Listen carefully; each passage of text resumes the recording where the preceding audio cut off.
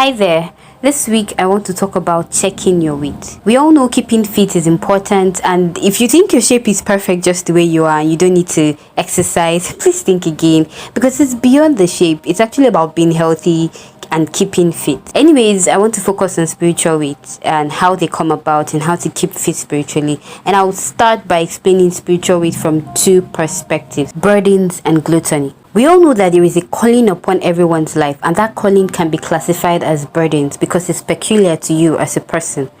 Yet, for some believers, rather than focus on the calling, they go as far as either carrying so much more than God has given them or completely neglect theirs and tread another path. It's either because they want to try to help God by taking up so much more, or they feel unqualified or unhappy with their calling. Now, either ways, everyone has been called, but then the sooner you understand your specific calling, the better for you. Because when we begin to do beyond or below God's expectation in regards to our calling, it becomes an issue. It's okay to be afraid. It's okay to be unsure. It's okay to try to help. But the sooner you understand that these things can also be extra weights that can dampen your calling, the better for you. Now, talking about gluttony, we know gluttons can never say no to whatever goes into their mouth. And if you're wondering how it relates to this, here's what I mean. Just as in the physical, it's hazardous to take in whatever comes to your mouth because it's edible.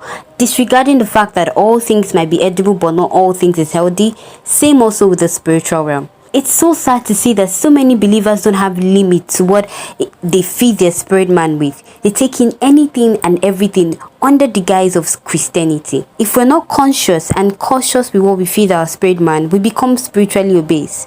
Meaning we begin to tire of spiritual things. We become weak spiritually. We can't take up assignments. We begin to realize that battles that wouldn't have cost you so much to win in the first place becomes a struggle. Listen. This life is much more spiritual than it is physical, so you need to check your weight. And how do you shed off excess weight, you might ask? Very simple. Through meditation of the Word of God, prayers and fasting. These methods help purge us of unhealthy junk in our spirit. They help keep us fit and ready to run the race. Remember, Romans chapter 8 verse 6 says, "For to be carnally minded is death, but to be spiritually minded is life and peace." So, are you checking your weight spiritually, or should I mind my business? This is Word Inspired. Do have a fruitful week and God bless you.